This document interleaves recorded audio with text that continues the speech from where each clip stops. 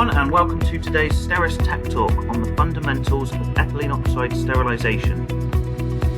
STERIS Tech Talks are a series of webinars covering subjects relating to gas and radiation sterilization processing and the laboratory testing and validation services which support these processes. My name is James Warner, and I am the Marketing Communications Manager for STERIS Applied Sterilization Technologies. I will be the host for today's event. Our presenter today is Richard Cowman. Richard is the Technical Director for Global Ethylene Oxide for STERIS AST. Richard has held leadership positions in quality, operational and technical roles within the business. All attendees are on mute for the presentation. However, we would like to encourage everyone to submit questions using the questions function on the GoToWebinar control panel. Questions will be answered following the presentation. Today's presentation will be recorded and uploaded to our STERIS AST YouTube channel. Please note that continuing education credits are not provided as part of this webinar. And now over to Richard to begin the presentation. Thank you very much, James. Good morning, everybody. Good afternoon, maybe possibly even good evening to some people in Asia. Thank you very much for the opportunity to go through this. And really, I suppose there are three, I suppose maybe it wasn't indicated at the start, but we've three EO Tech Talks coming up. This is the first around the fundamentals of sterilization, of EO sterilization. And the following two are very specific to the second one, to sustainable ethylene oxide processing. And the last one is in relation to use of cycle calculation and how that can further optimize sterilization processes. So hopefully people who've registered for this will also register for the other sessions. But in relation to today's session, our agenda is really very in simple terms is, what is ethylene oxide? Why do we use it? How do we use it? And what are the standards and the guidance that are out there to assist people who are using ethylene oxide to sterilize their medical devices? If we look at it, I suppose very simply, ethylene oxide is a colorless, odorless liquid or gas, depending on the temperature. Its chemical formula is C2H40, which, again, I'm not a chemist, I'm more of a microbiologist, but we use it as a sterilant for medical devices because it's very, very toxic and very, very reactive. And without getting into a lot of detail, the formula is on the side, on the left-hand side of the screen, but this bond here is one that can be easily broken. And what happens is the hydrogen and the oxygen then become very reactive and can interrupt the mechanics of the replication process of microorganisms. And we'll talk about that a little bit later. But just as opposed to give a very, very top line indication of what ethylene oxide is. Some of its physical properties, and again, there's a number of properties for this chemical, but I suppose the standout ones are, as I've already mentioned, it's colorless and odorless. So we can't smell it. It's a bit like natural gas. You will not smell it. And it's above about 700 ppm or parts per million. It has a sort of sweet garlicky smell, but it's also a desensitizer. So if you smell it today at that, if you smell it tomorrow, it's most likely a higher concentration and a higher concentration. Its boiling point, and this is critical, this is an important point to make, is boiling point is 10.4 degrees centigrade or 50.8 Fahrenheit. So in general atmosphere, it's going to vaporize and become a gas. And that's very important when we're looking at how we remove ethylene oxide from the load and how we aerate products. It's totally soluble in water. Again, an important point to make because that's what we use when we're doing residual testing. We use water as our eluent because it's fully dilutable in water. A very important aspect from a user's perspective is its flammability. It sits between 3 and 100% flammable in air.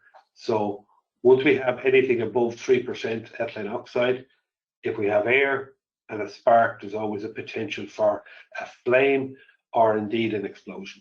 So that's something that's very, very critical in relation to sort of the control. its molecular weight is 44.053, which, you know, it's quite a small chemical. But equally, it has the same molecular weight as carbon dioxide. And that's why when we use mixed gases or mixtures or pre-blended mixes of ethylene oxide and an inert gas, it's typically carbon dioxide, because then you could do a volume to volume mixture. The last point is, you know, it is highly toxic. So it has been defined as carcinogen, mutagen, and teratogen. So again, a lot of controls have to be put in place, you know, whenever you're using such type chemicals. And finally, it can polymerize. Again, if you don't have the right materials and the right setup in the equipment and there are impurities, it can form short chain polymers, which will, you know, instead of being a gas or a liquid, it'll actually become almost like a tacky liquid, which can block pipes, etc. So in relation to why, you know, its history, you know, it was discovered 1859 by Charles Wurtz, and you know, was used as a fumigant for spices and gums for a number of years in the 20s and the 30s. But it's only really since the 1960s that it's been used as a sterilant for medical devices. It was used partially in the 40s by the US military, but really as a sort of an industrial sterilization modality, it's only really been since the 1960s.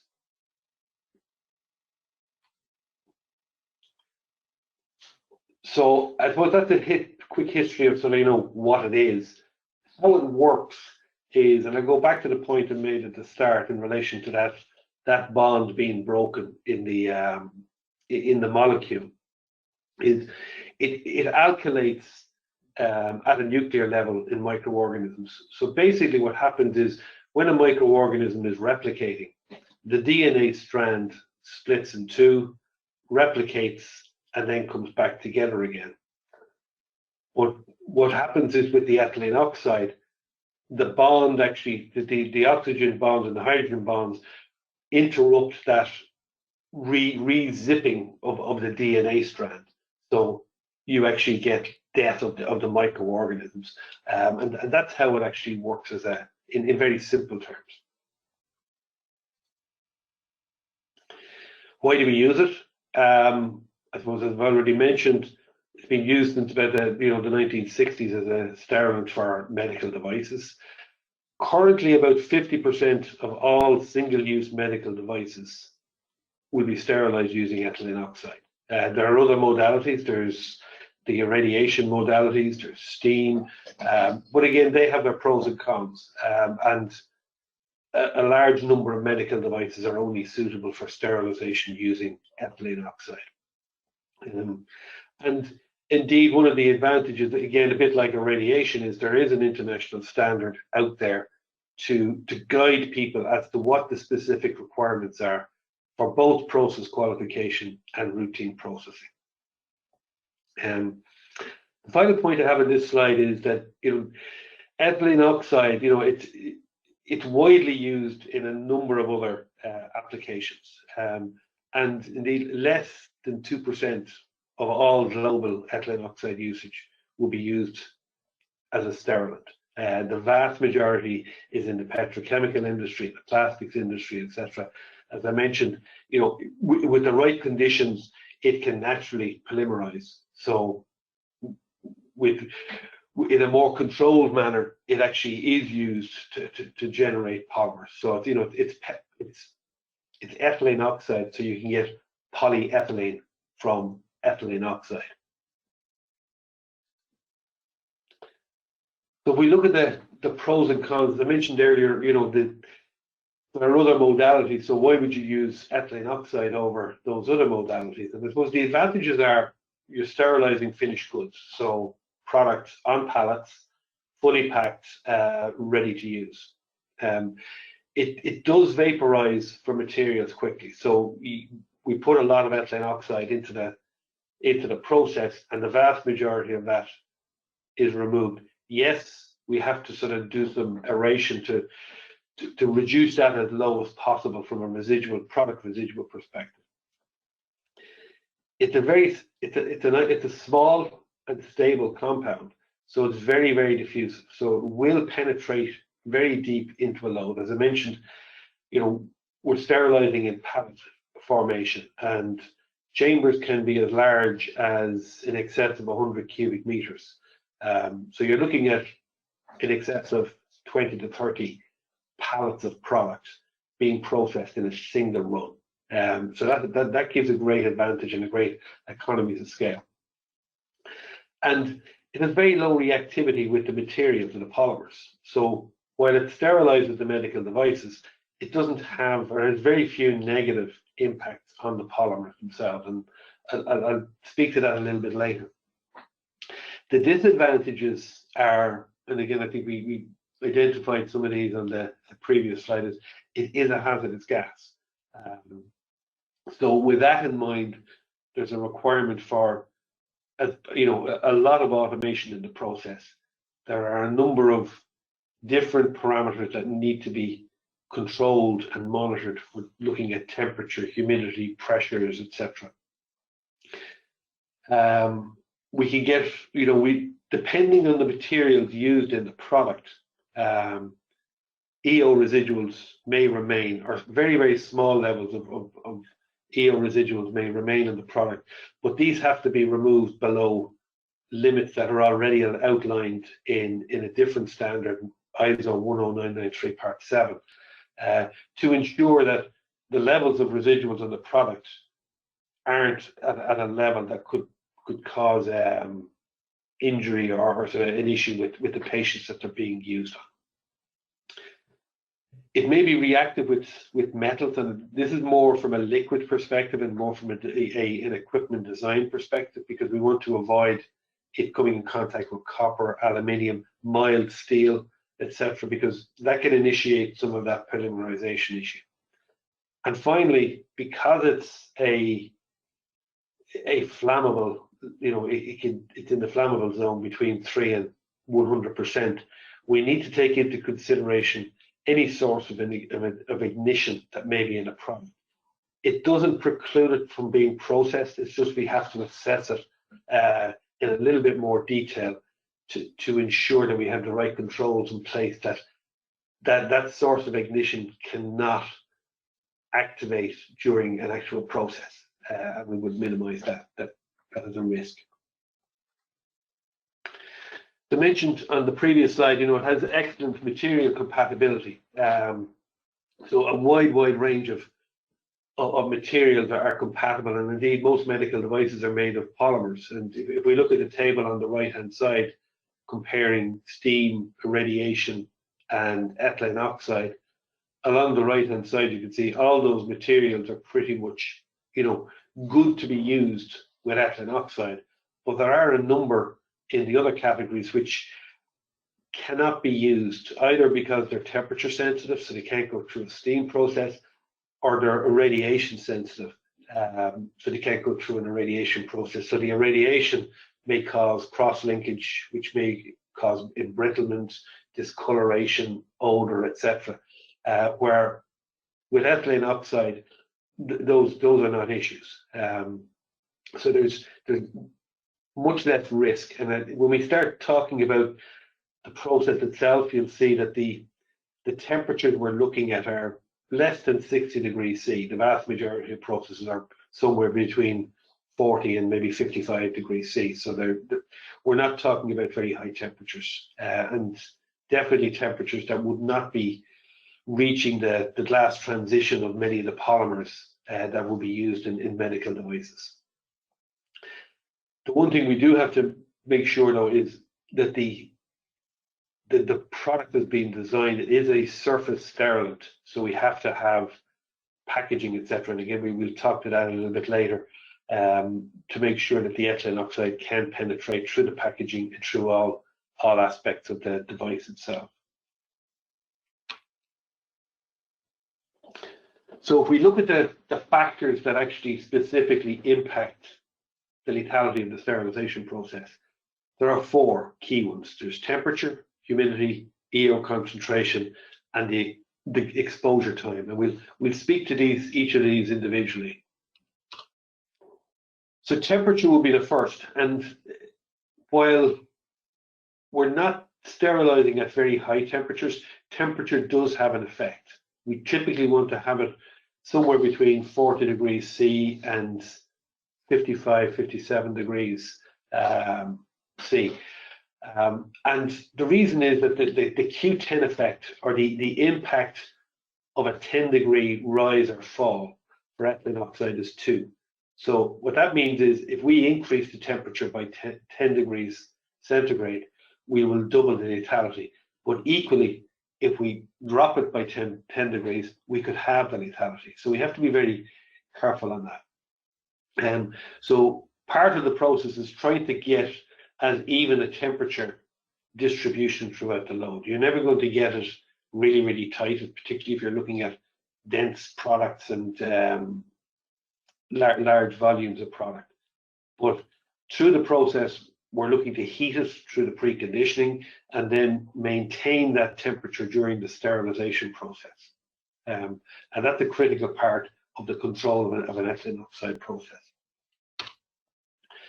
Humidity, in a similar fashion, is, it facilitates the lethality of ethylene oxide process.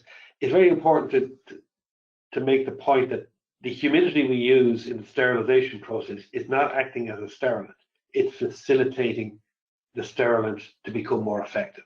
And typically here we're looking at humidity levels between 30 to 80%. And that's what we're looking to try and get, to sort of get an optimum sterilization process. Gas concentration, again, an important consideration. We typically will calculate the targeted ethylene oxide concentration using the ideal gas law, because we control the injection through pressure. And once we know the pressure, the temperature, we can then use the ideal gas law to work out what that ethylene oxide concentration should be. We can also indeed measure it indirectly or directly in the chamber if we're using parametric release, but we typically wouldn't control the process by EO concentration. We would control it by pressure. And historically, the concentrations that ethylene oxide processes would have been somewhere between 500 and 800 milligrams per liter. What we're moving towards now with our sustainable EO program is more like 200 to 400 milligrams per liter. And the reason for that is that there's evidence and sort of research that's been published that shows that, while the EO concentration as it rises has an impact on increasing lethality, once you get to sort of 400 or 500 milligrams per liter, the impact is not sort of directly correlated with the increase. So if we increase the concentration by 50%, we don't have or double the lethality. It's significantly lower. So we want to sort of operate in that linear zone and actually optimize the process, and indeed optimize the amount of ethylene oxide that's needed to deliver a sterilization process. And on the next two tech talks, we'll go into that in a little bit more detail. The gas exposure time, again, this is primarily to allow the ethylene oxide soak into the load, penetrate to all aspects of the load, and deliver the lethality. And this is typically, determined through our, the cycle design and development stage. It can be based on a d-value study, which will be a cycle calculation approach, or more frequently, or what's been done in the past is we would have a predefined half cycle time outlined in a protocol, and we would just use the validation or the process qualification exercise to confirm that at that half cycle time we're getting full lethality, which in turn, when we double it, means we then get a sterility assurance of 10 to the -6. And typically the dwell times we're looking at here would be somewhere between 2 to 4 hours. We've validated shorter, and indeed we've validated longer. But again, it's very much dependent on the the product and the design of the process.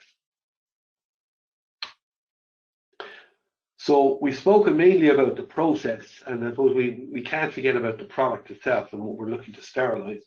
And here, I suppose if we look at it as three things we're looking at, is there's the product, there's the packaging, and there's the pallet configuration.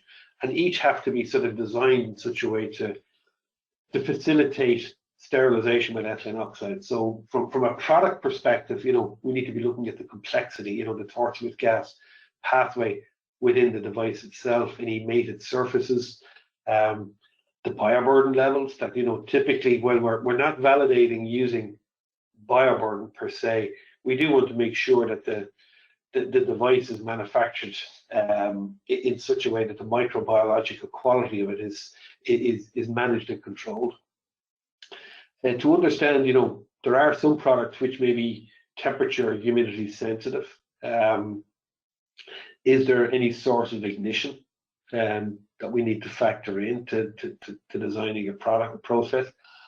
And I suppose the last one, liquids can't be sterilized using ethylene oxide, because again, if the ethylene oxide comes in contact with a liquid, it's going to form some other chemical. It's going to react with it, and it loses its efficacy.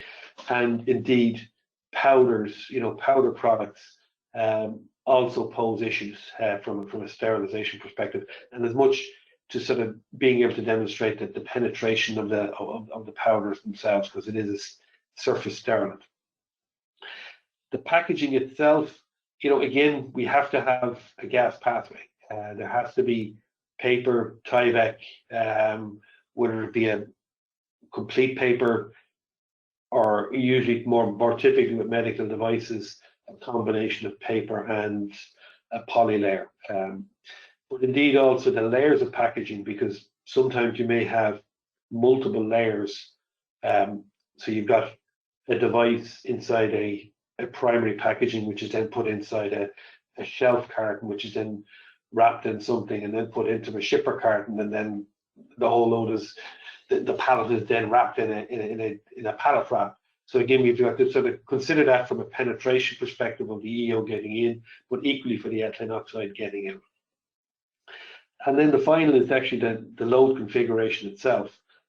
How dense is how many products are we putting into a pallet, into a shipper carton, etc. Because that's going to have an impact on the temperature and the humidity distribution. And there may be a need to sort of configure it in a way to allow better penetration for heat and and humidity by putting chimneys or looking at the box configuration on the pallets. And just I suppose to illustrate the point on the gas pathway, I just have a quick video here just to illustrate that as you pull a vacuum, if you don't have a way of actually venting the gases in and out of the package, if this is just a poly bag, it'll actually expand. The air within the package will expand because water boils at 40 degrees C at 100 millibar. So what happens is all that will expand. And indeed, if we keep going at about 750 or 75 inches, 7.5 inches of mercury, that bag would burst. That's about 250 millibar. So again, it's to illustrate the importance of making sure that the packaging is designed for the process.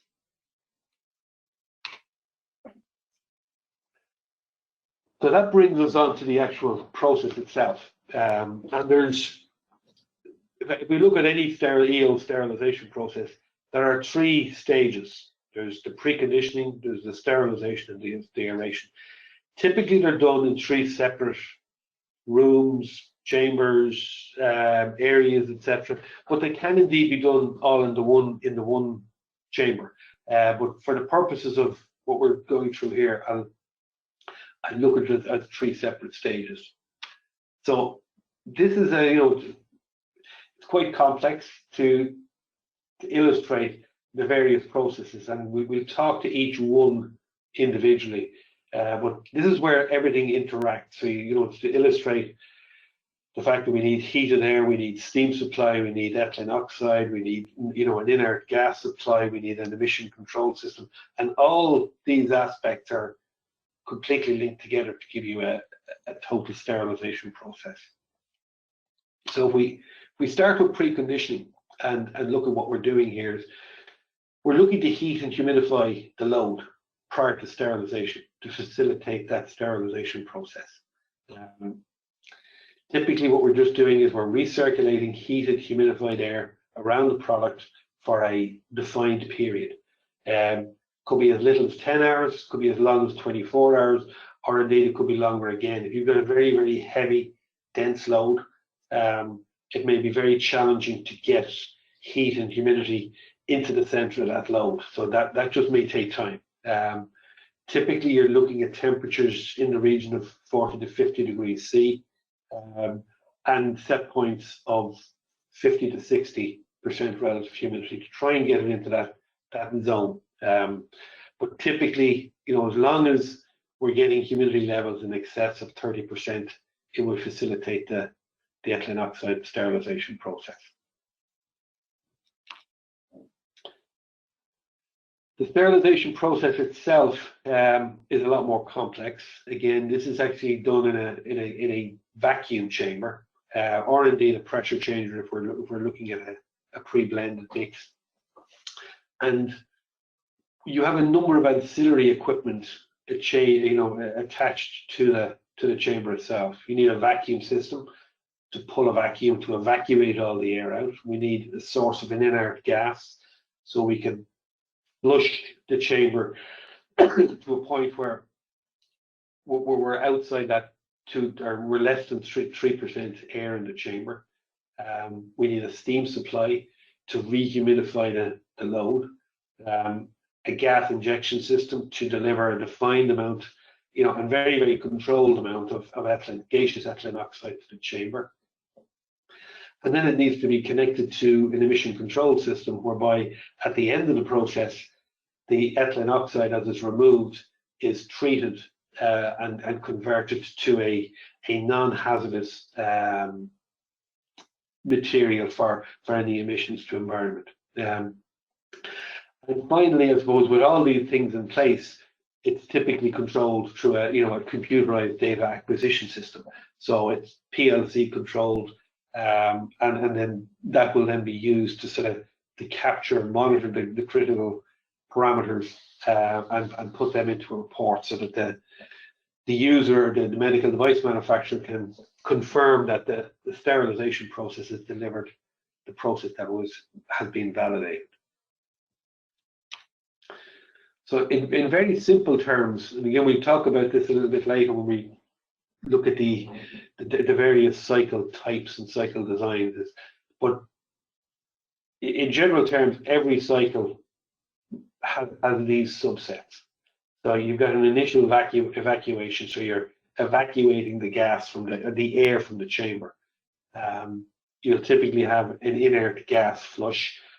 Not necessarily if we're using the EO plus or a pre-blended mix, but we'll talk to that a little bit later.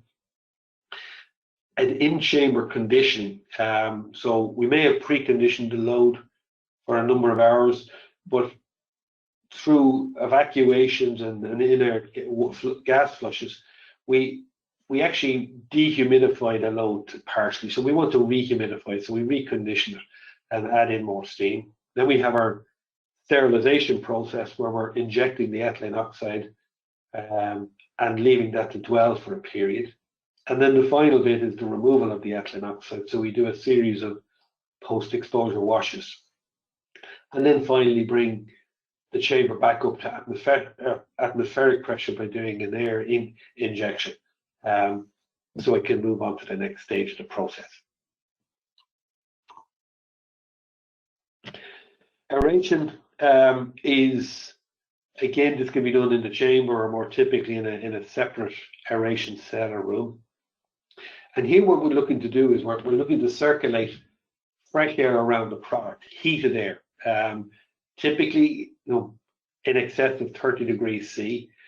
Going back to the the properties, the boiling point of ethylene oxide is 10.4 degrees centigrade.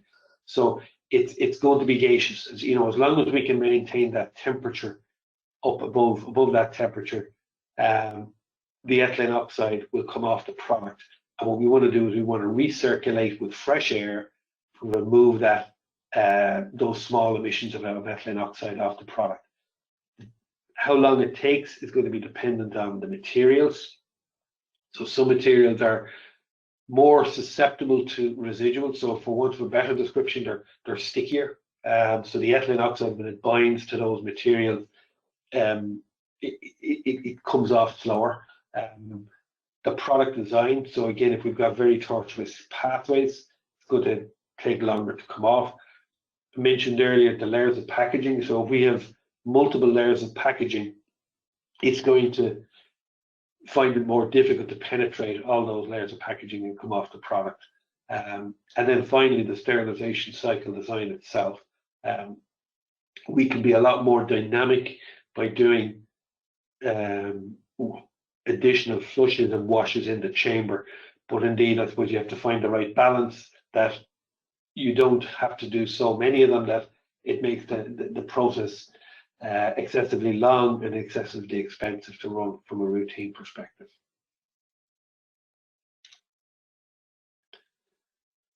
So once we've, I mentioned this earlier, what do we do with the ethylene oxide after we use it? And we want to convert it into non-hazardous compounds. So there are two options that we would use and are widely used within the industry.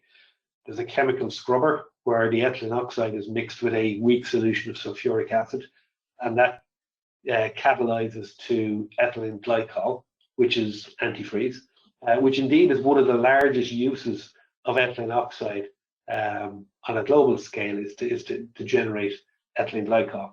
So again, that's a non-hazardous material that can be then removed and looked after separately. Or a catalytic converter, which uses a catalyst bed and an exothermic reaction to break down the ethylene oxide into carbon dioxide and water, and that's what you end up with for your emissions. So, and again, it's a bit akin to the catalytic converter in your car, where it's breaking down the petrol into carbon dioxide and water. It's a similar type process that we use for ethylene oxide.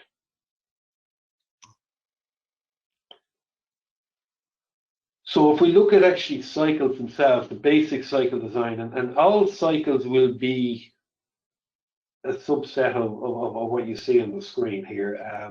They're all going to have an initial evacuation.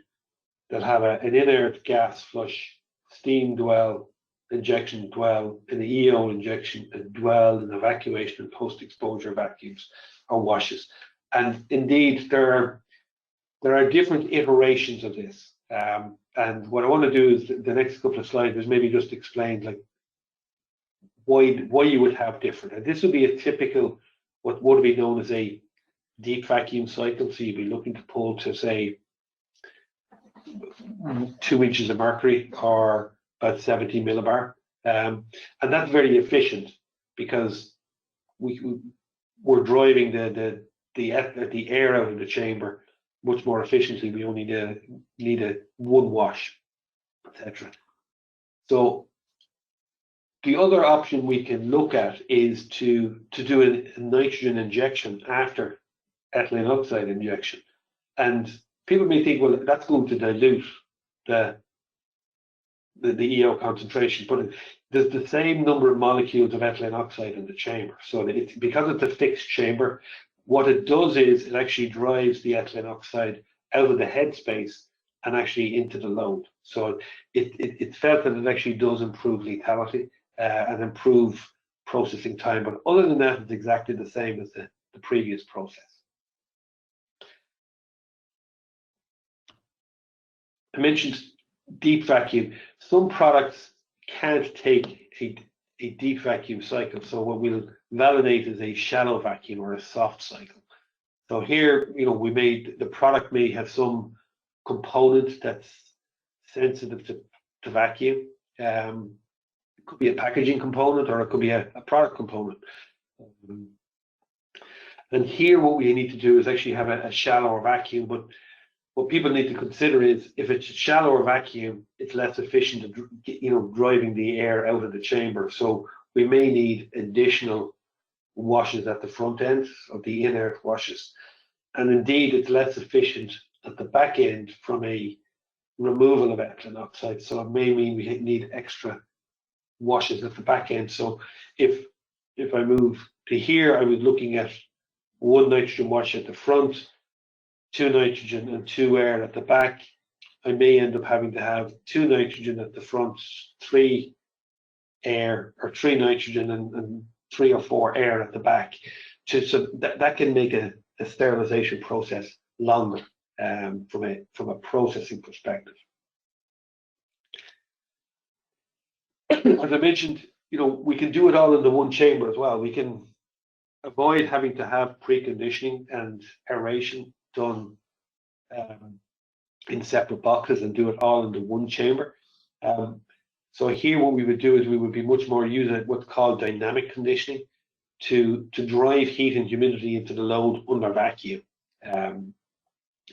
And this, while it makes the total process end to end shorter, it does make the time in the sterilizer longer. So therefore that then has an impact on capacity and indeed the processing cost. But also at the back end of the process, we can use a series of small steam and nitrogen washes to drive out the ethylene oxide. Ethylene oxide, we mentioned earlier, it's 100% soluble in water. So if we use steam at the back end of the process, the ethylene oxide has an affinity to bind to the water molecule, so it's more efficient at removing the residuals from the product dynamically. And indeed, we can incorporate some of these into a 3-phase process as well. But again, it's just for completeness to show that the various options that are available.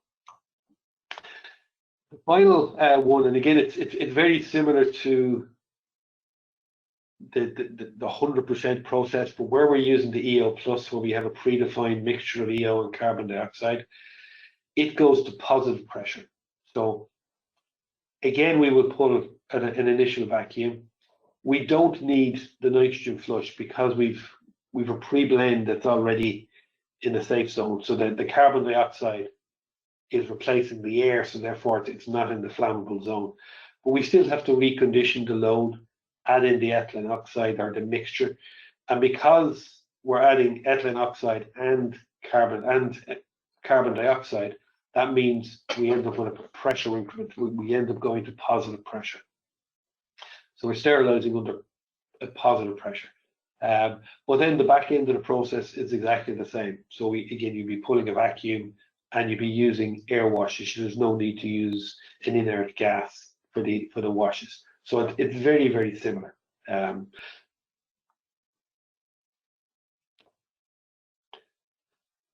So in relation to the validation of routine product release, like all sterilization modalities, it must be validated to deliver a sterility assurance level of a minimum of SAL of 10 to the minus 6. ISO 11135 is the international standard that outlines these requirements. And typically, there are 2 overkill validation methods used. There are other methods available, but as an industry, the half cycle and the cycle calculation approach can be used. In the next 2 tech talks, we can talk to those a little bit more detail. And there are 2 common release options. Parametric release, where you're using the parameters only because you're monitoring the ethylene oxide and the humidity in the chamber. Or if you don't have the equipment to measure the EO concentration and the humidity in the chamber, you can use biological indicators. Both are acceptable, but there is more of a drive towards parametric release. Other standards and guidance documents that people would need to be aware of. Standards would be 10993 Part 7, which looks after the EO residuals. 11138 Part 2 on the biological indicators, use and interpretation of BI is the Part 7 of that standard. And then you've got the two standards in relation to bioburden and test of sterility if you're doing it as part of the validation exercise. There are indeed also some very good guidance documents available. Recently published ISO TS 21387 is a new guidance document on parametric release. That's only being released in, I think it was mid-September. And that's going to be incorporated into the next revision of 11135. And there are also some very useful AMI TIR documents, TIR 14 on contract sterilization using ethylene oxide, TIR 15 around the physical aspects, TIR 16 around the micro aspects, the compatibility of materials, and maybe TIR 28 in relation to how you can use, you can minimize the level of activity where you have a product adoption or you want to show process equivalence. And finally, I suppose, a little bit more on 11135. I think it's a good opportunity to use to indicate to people that this standard is now up for revision. The process has just started, and it's going to be taking into account the number of the comments that have come from industry and regulators over the last number of years. The current version was published in 2014. And the target is to have this new version out by July 2023. It's not a quick process updating standards, but it has been initiated. We had our first meeting on the 22nd of September this year. The next meeting is next Tuesday to kick off, the real sort of activity. And I suppose for people, in case they have questions, I suppose the expectation is that there's not going to be significant changes to the normative requirements. The comments that have come back have been more in relation to improving the guidance. And that's where the focus will be. There's likely going to be a number of more annexes, which will be much more specific to the guidance that's needed for manufacturers to be able to meet the ever-changing requirements for the industry and maintain regulatory compliance. Thank you again for joining us today. This concludes the webinar.